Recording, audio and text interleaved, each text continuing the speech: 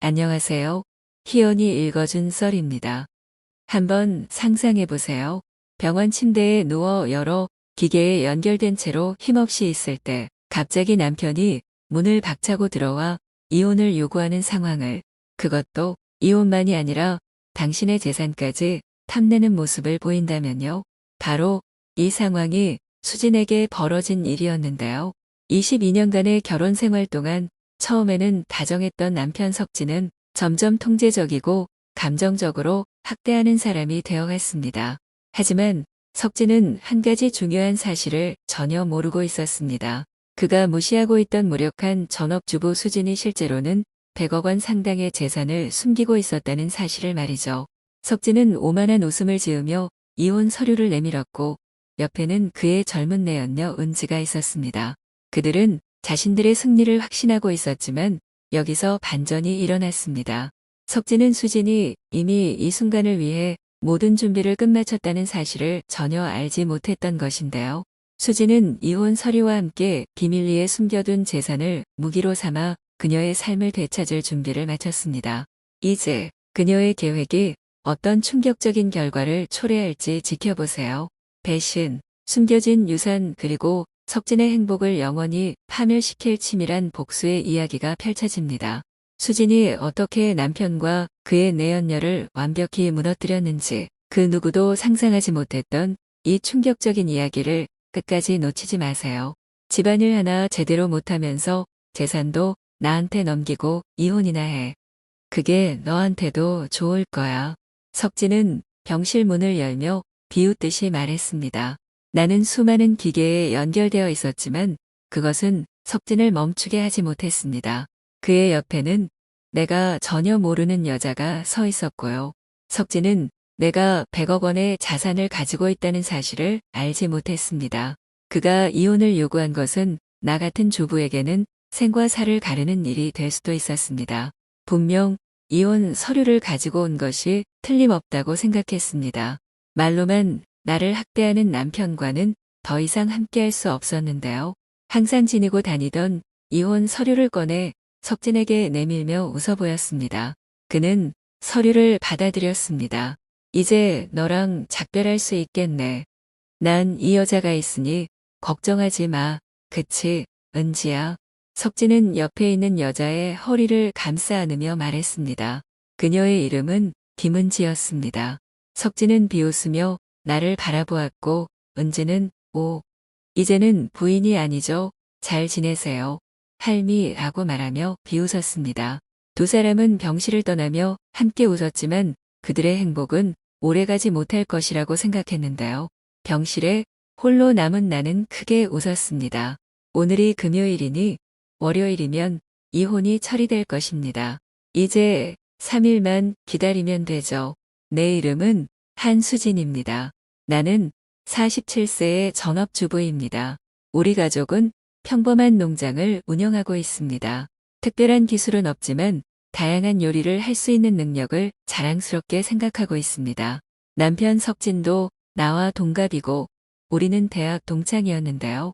둘 다 시골에서 서울로 올라왔고 당시 우리는 각자 혼자 생활했기 때문에 나는 종종 가족이 보내준 채소와 쌀로 다양한 음식을 만들어 석진에게 대접하곤 했습니다. 사람들은 내가 그의 마음을 음식으로 사로잡았다고 말했고 나도 그 말이 사실임을 알고 있었습니다. 석진은 항상 집안일에 무능했고요. 우리는 연애할 때부터 내가 석진을 돌봐왔고 결혼 후에도 집안일은 내가 전부 도맡아 했습니다. 우리는 아이가 없었지만 부부로서 함께하는 삶을 즐겼는데요. 우리는 둘 다 음식을 좋아했기 때문에 석진이 쉬는 날이면 종종 드라이브를 하며 맛있는 음식을 찾아다녔습니다. 결혼 초기에는 석진이 친절했지만 결혼한 지 약 5년이 지나자 그는 점점 통제적이 되었습니다. 그는 나를 때리진 않았지만 그의 말투는 점점 거칠어졌고 우리가 누구 돈으로 살고 있는 줄 알아? 같은 말을 자주 했습니다. 그런 말은 나에게 상처가 되었지만 나는 그와 싸울 힘이 없었는데요. 어차피 그는 내 말을 듣지 않을 것이라고 생각했기 때문입니다. 전업주부로서의 나는 점점 자신감이 사라졌고 석진에게 맞서 싸울 수 없었습니다. 석진은 대학 졸업 후 유명한 회사에 입사했지만 약 6년 만에 회사를 그만두었습니다. 그는 빠르게 새로운 직장을 구했지만 그 직장들도 얼마 지나지 않아 그만두었고요. 그 때문에 우리의 수입은 불안정해졌고 절약할 방법을 찾으며 간신히 버텼지만 종종 경제적으로 어려움을 겪었습니다. 그러나 그가 지난 3년간 다닌 회사에서는 동료들과 잘 지내는 것 같아 나는 그가 오랫동안 그곳에서 일할 수 있을 것이라는 희망을 품고 있었습니다. 그러던 어느 날 석진이 평소보다 일찍 집에 돌아왔습니다. 나왔어. 나 직장 그만뒀어라고 석진이 말했습니다. 뭐, 또, 나는 놀라며 말했습니다. 석진의 눈썹이 움찔거렸는데요. 나는 요리를 멈추고 그에게 달려갔습니다. 미안해. 그냥 너무 놀라서 그랬어. 반가운 인사도 없고 내 일에 간섭하려 드는 거야. 내가 요즘 좀 대담해졌나 보네. 석진의 말에 나는 얼어붙었고요. 석진의 기분이 매우 나쁜 것 같았고 내가 잘못된 말을 하면 더 상황이 악화될 것 같았습니다. 미안해, 내가 말했습니다. 알면 됐어. 그는 조금 누그러진 표정으로 대답했고요. 그는 소파에 앉아 TV를 켰고 나는 조용히 맥주와 잔을 테이블에 놓았습니다. 밥이랑 목욕 중에 뭐 먼저 할래? 내가 물었는데요. 밥이랑 술. 그는 대답했습니다. 나는 석진을 화나게 하지 않기 위해 순종적인 아내 역할을 계속했습니다. 나는 한때 강한 자아를 가졌지만 석진과 결혼한 지 16년이 된 지금 30살 때부터 지금까지 나의 진정한 자아는 거의 모습을 드러내지 않았습니다. 석진은 마음껏 먹고 마신 뒤 소파에서 코를 골며 잠들었고요. 테이블은 아이가 먹다 남긴 듯한 엉망진창이었습니다. 나는 바닥에 떨어진 맥주병과 음식 부스러기를 치우기 시작했습니다. 이 결혼 생활이 원래 이러지는 않았어야 했습니다. 어린 시절 꿈꿨던 행복한 결혼 생활을 떠올리며 나의 진정한 감정이 조금씩 흘러나왔고요. 나는 문득 석진을 힐끗 바라보았지만 그는 깨어날 기미를 보이지 않았습니다. 안도감이 몰려왔지만 동시에 이 삶을 계속해 나가야 한다는 두려움도 느꼈습니다. 어쩌면 이혼을 고려해 봐야 할지도 모른대요. 나는 다음 날 일정을 머릿속으로 정리하며 그동안 회피했던 문제들을 직면하기로 마음먹었습니다.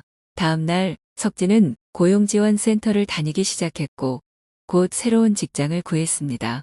그가 취직하는 동안 나는 시청에 가서 이혼 서류에 서명했습니다. 아직 제출할 준비가 되진 않았지만 서류를 가지고 있다는 것만으로도 나에게 일종의 보호막 같은 느낌이 들었습니다. 나는 서명한 이혼 서류를 가방 맨 아래에 숨겼습니다. 만약 석진이 그것을 발견하면 그가 뭐라고 말할지 혹은 어떻게 행동할지 모를 일이었는데요. 야, 내가 직장 구하러 다니는 동안 너는 어디 갔다 온 거야? 그가 물었습니다. 이력서 좀 사려고 문구점 다녀왔어. 자, 너 필요할 것 같아서 사왔어. 나는 최대한 평범한 목소리로 말했습니다. 나보다 먼저 집에 도착한 석진은 처음에는 의심스럽게 나를 추궁했지만 곧 기분이 좋아졌습니다. 나는 미리 사둔 이력서를 그에게 건넸습니다. 이력서를 받은 석진은 친구와 술 한잔하러 간다며 집을 나섰습니다. 석진의 새 직장은 명망 있는 회사였고 급여도 좋고 복지도 훨씬 나았습니다. 그는 그곳에서 약 2년간 일하다가 승진했습니다. 승진을 기념하며 술을 마시던 그날 나는 그가 이번에는 정년퇴직할 때까지 그 회사에서 일할지도 모른다는 비밀스러운 희망을 품었고요. 석진이 일하는 부서는 영업 쪽인 것 같았고 그는 저녁 회식이 잦아졌습니다. 나는 잠시의 자유를 즐겼고 석진이 돌아오면 밝은 얼굴로 그를 맞이하기 위해 에너지를 모았습니다. 어느 날 오랜만에 어머니에게서 전화가 왔습니다. 어머니의 들뜬 목소리에 나는 놀라지 않을 수 없었는데요. 100억이라고요?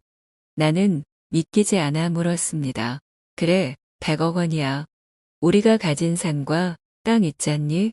이제는 더 이상 필요 없을 것 같아서 감정해봤더니 150억 원이나 되는 거 있지 뭐냐. 우리에게는 남은 인생을 즐기기 위해 30억 원만 있으면 충분해. 너도 인생을 다시 생각해보는 게 좋을 것 같아 어머니가 말씀하셨습니다. 어머니는 원래부터 석진을 탐탁지 않게 생각하셨습니다. 특히 석진이 나를 통제하려 들면서 고향 집에도 가지 못하게 하자 어머니는 나를 걱정하셨는데요.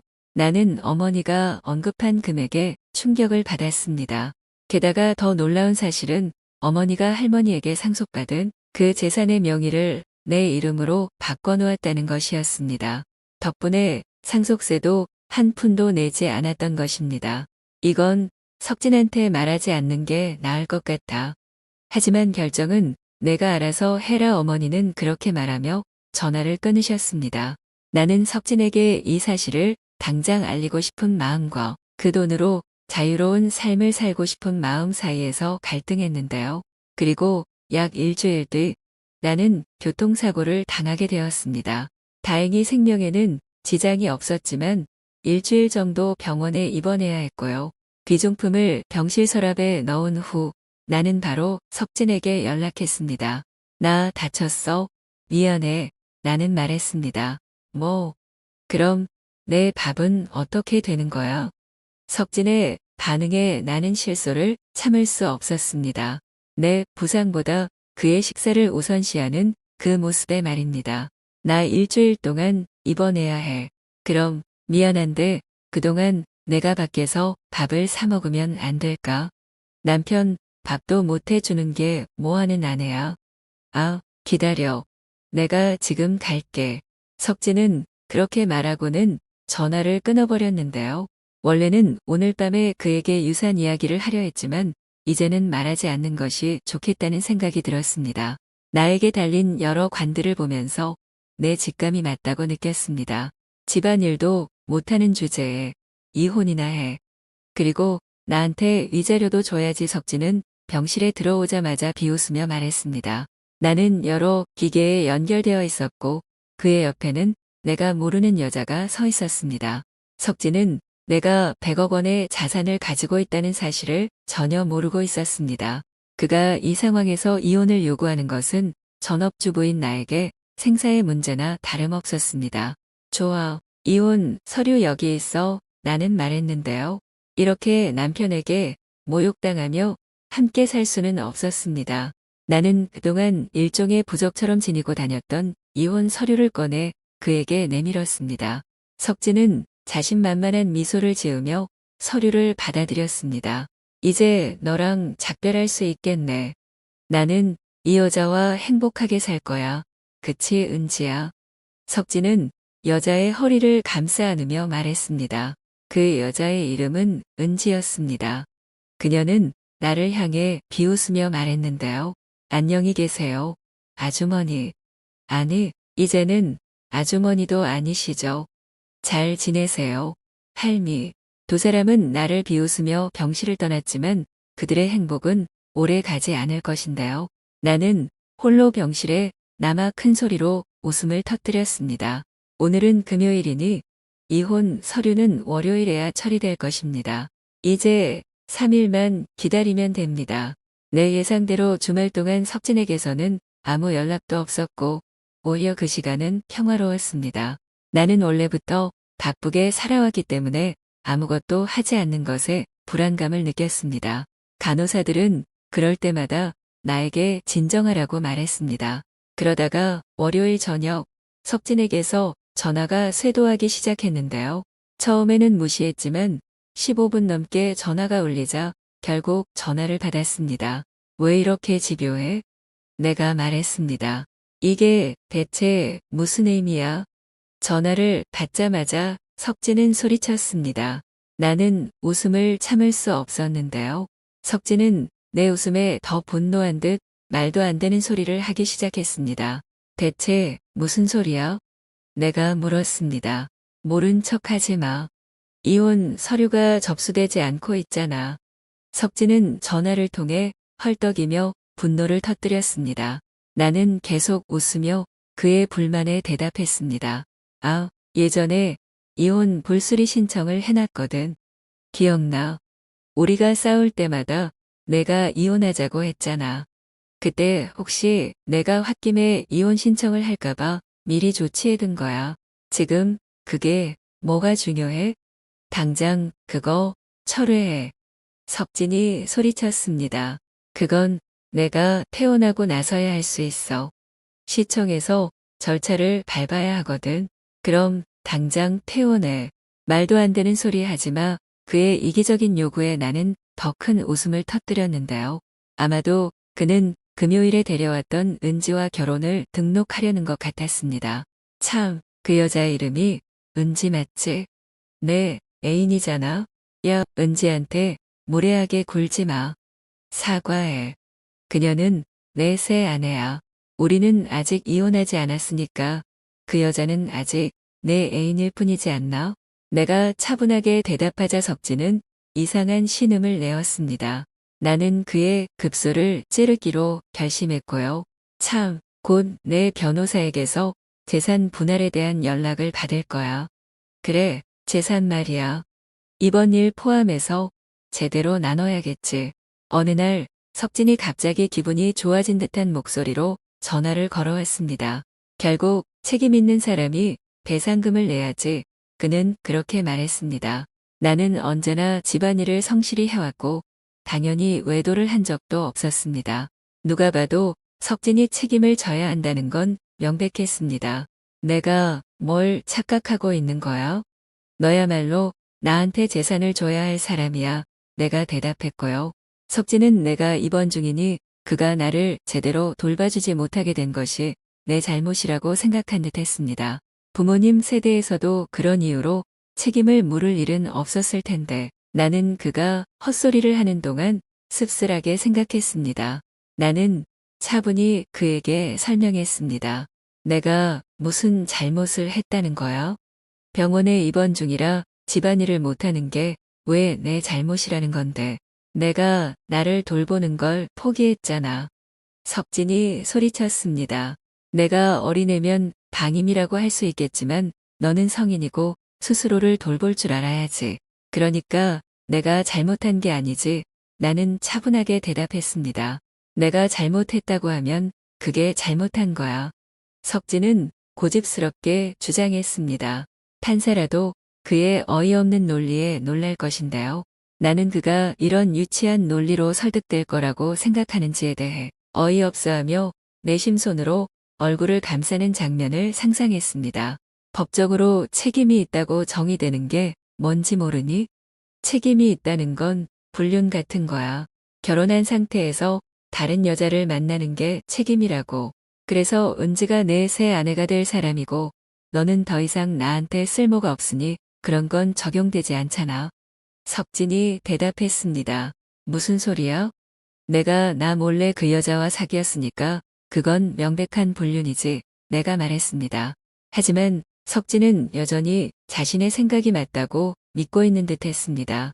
어쨌든 이제부터는 변호사를 통해 연락해. 그럼 안녕. 야, 수진. 석진이 소리쳤지만 나는 그의 항의를 들을 필요 없이 전화를 끊었습니다.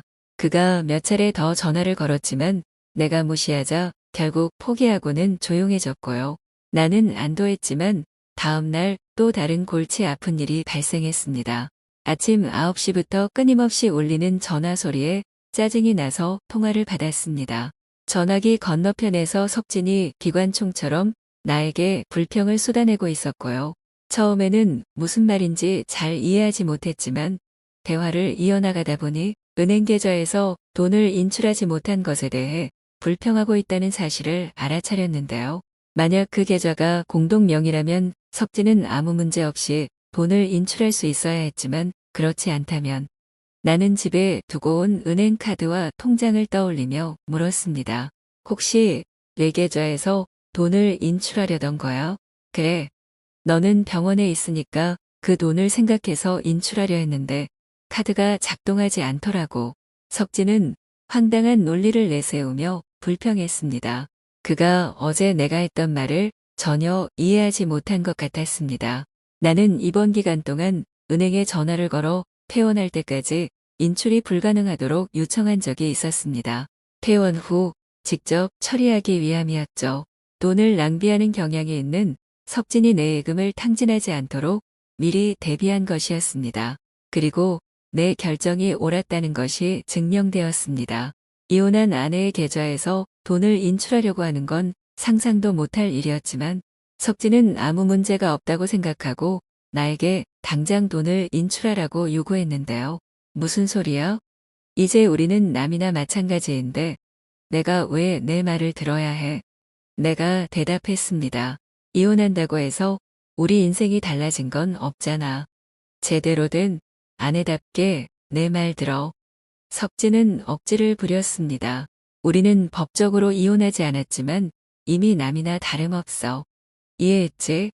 아쉽게도 남에게 줄 돈은 없어. 내가 대답했습니다. 석진은 내가 이 정도로 반항하는 것을 본 적이 없었기 때문에 당황한 듯했지만 곧 다시 단호해졌습니다. 그냥 내 말대로 해. 지금 당장 돈을 보내. 집안일 안 한 배상금이니까 그가 소리쳤습니다. 그는 학문적으로 능력 있는 사람이었지만 상식은 부족해 보였는데요. 우리가 결혼한 지 18년 만에 나는 내가 배우자를 잘못 선택했다는 것을 확신했습니다. 석진은 내가 말을 듣지 않자 점점 답답해하는 것 같았습니다. 아마도 그의 수중에 있는 돈이 바닥났거나 내가 남겨둔 생활비와 공동계좌에 돈을 이미 써버렸을 것입니다. 나는 마치 어린아이에게 말하듯 석진에게 말했습니다. 잘 들어. 나는 더 이상 내 순종적인 아내가 아니야. 재산 분할은 변호사를 통해 나중에 해결할 거야. 뭐, 내가 이렇게 건방져졌어? 내가 지금 갈 테니까 기다려. 석진은 전화를 끊으며 소리쳤습니다. 그가 병원에 온다고 해도 상관없었지만 나는 이미 간호사들에게 부모님 외에는 아무도 병실로 들여보내지 말라고 요청해 두었기 때문에 그가 병실에 들어올 가능성은 거의 없었는데요. 실제로 석진은 병원에 왔지만 예상대로 간호사실에서 저지당했습니다. 내 전화는 계속 울렸지만 무시하고 있자 잠시 후 문자 메시지로 전환되었고 내 화면은 수많은 알림으로 가득 찼습니다. 나는 모든 메시지를 증거로 저장하고 변호사에게 연락했고요. 얼마 지나지 않아 변호사가 석진에게 연락을 취한 듯 더 이상 메시지가 오지 않았습니다. 모든 것이 끝났다고 생각했지만 내 희망은 곧 무너질 것이었습니다. 방문객으로 지은이라는 분이 오셨습니다. 면회하시겠습니까? 지은, 들여보내주세요. 지은은 내가 독신 시절에 취미를 공유하던 친구였습니다. 나는 소셜미디어에 식사 경험을 올리곤 했는데 그 게시글에 댓글을 달던 지은과 친해지게 되었고 가까운 곳에 살고 있다는 것을 알게 된 후 자주 함께 외식을 하곤 했습니다.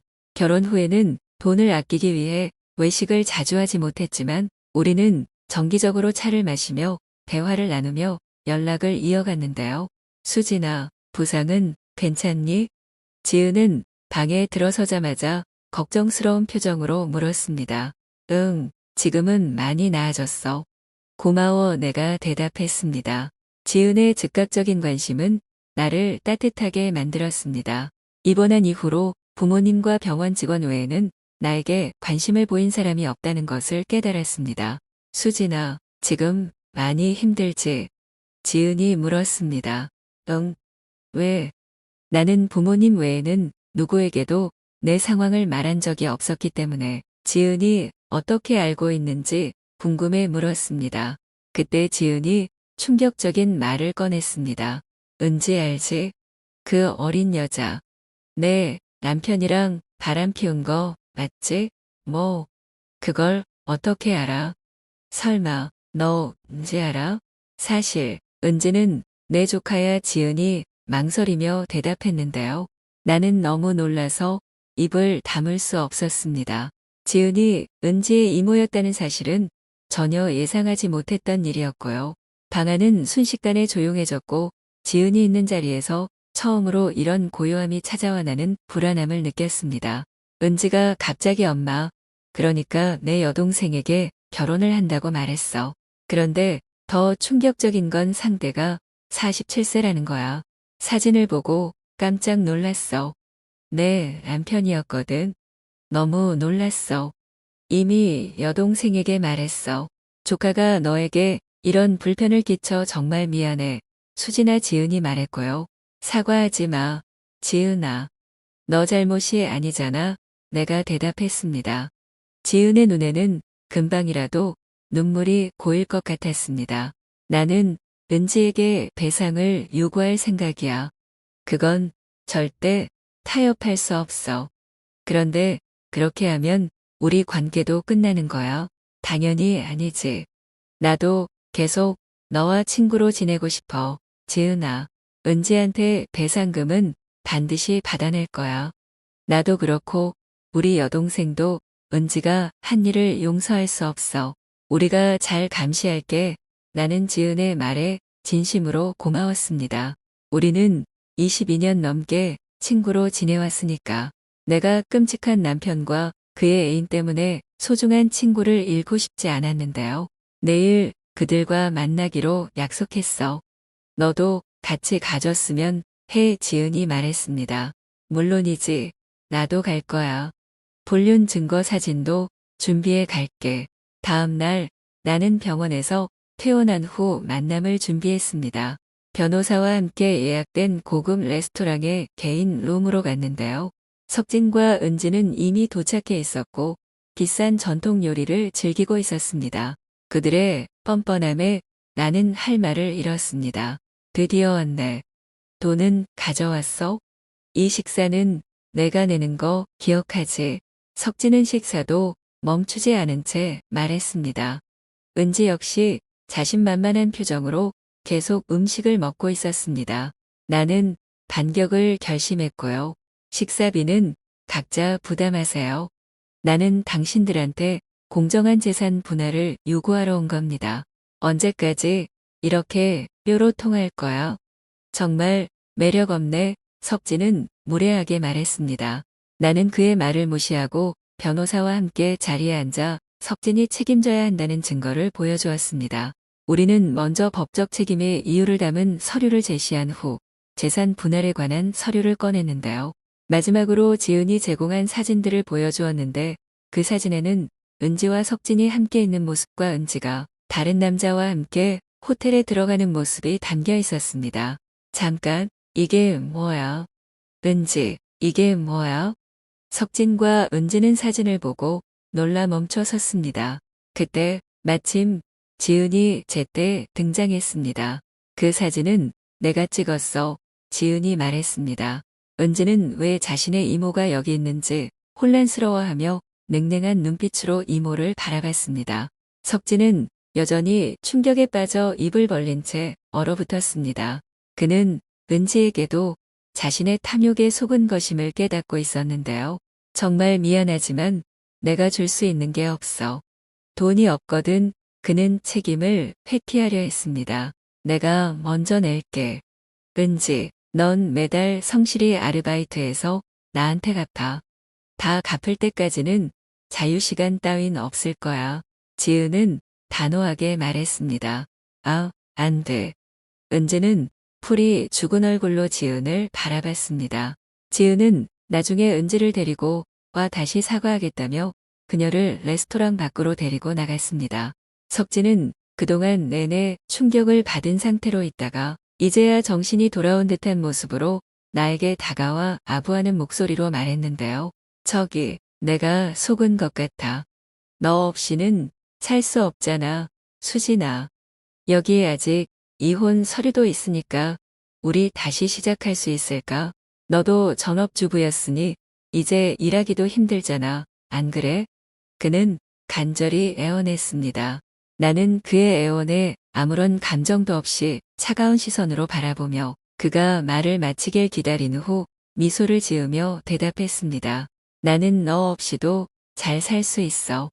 이혼 서류는 내가 가져가서 바로 접수할 거야.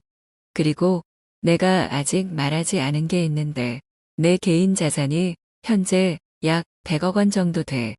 그래서 일하지 않고도 남은 평생 편하게 살 수 있어. 안심해도 돼. 100억. 어떻게 그런 재산을 숨기고 있었어? 석진은 충격을 받은 표정으로 물었습니다. 내가 이혼 이야기를 꺼내기 시작할 때 말하려 했어. 이 돈은 내 개인 상속이니까 결혼 자산에 포함되지 않아. 그러니까 너랑은 아무 상관없는 돈이야. 내가 대답했습니다. 석진은 절망적인 표정으로 나를 바라봤는데요. 내 변호사는 신속하게 서류와 펜을 꺼내 석진에게 서명하게 했습니다. 변호사와 나는 레스토랑을 떠나 곧바로 이혼 서류를 제출해 우리 결혼 22년을 끝냈습니다. 나중에 은지가 내 계좌로 약간의 돈을 이체해 왔습니다. 지은의 말에 따르면 이 사건을 알게 된 은지의 어머니는 크게 화를 냈다고 합니다.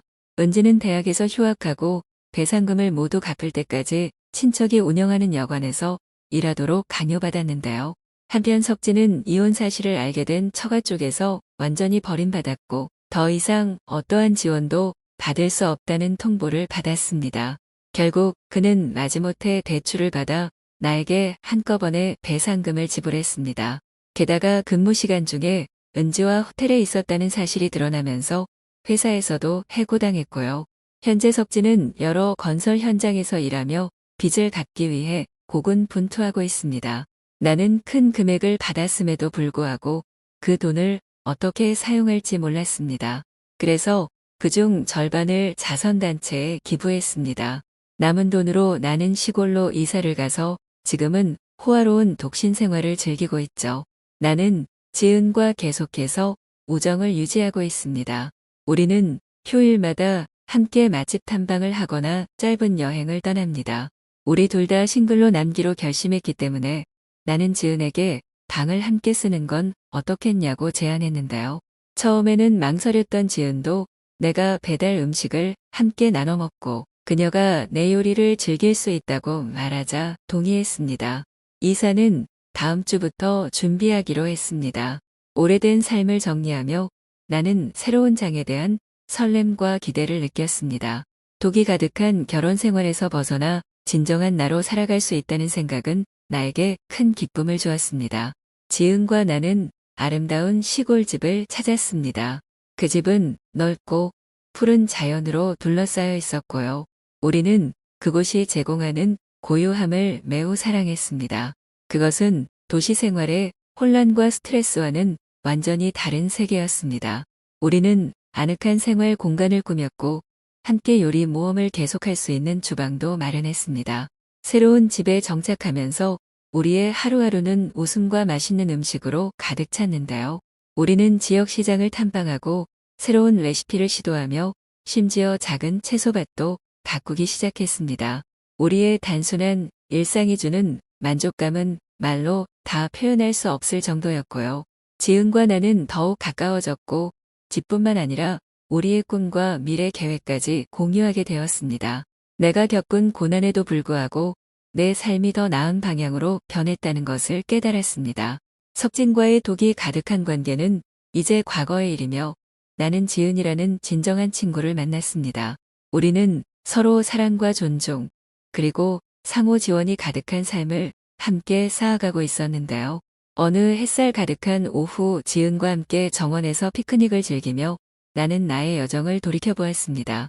나는 과거에는 억압되고 가치를 인정받지 못한다고 느꼈지만 이제는 자유롭고 만족스러운 삶을 누리고 있었습니다. 나는 내가 몰랐던 강인함을 발견했으며 스스로를 위해 일어서는 것의 중요성을 배웠는데요. 결혼 생활과 이혼을 통해 얻은 교훈은 그 무엇과도 바꿀 수 없을 정도로 소중했습니다. 그 교훈들은 나에게 회복력과 자기 존중의 가치를 일깨워 주었습니다. 행복은 내면에서 비롯된다는 것과 자신을 지지해주는 사람들과 함께할 때 삶이 얼마나 달라지는지를 알게 되었습니다. 지은과 나는 자주 미래 계획에 대해 이야기했는데요. 우리는 여행을 떠나고 새로운 음식을 탐험하고 어쩌면 함께 작은 사업을 시작해보는 것도 꿈꿨습니다. 그 가능성은 끝이 없어 보였고 오랜만에 나는 진정으로 미래에 대해 낙관적으로 느꼈습니다. 시골에서의 생활은 평화롭고 충만했는데요.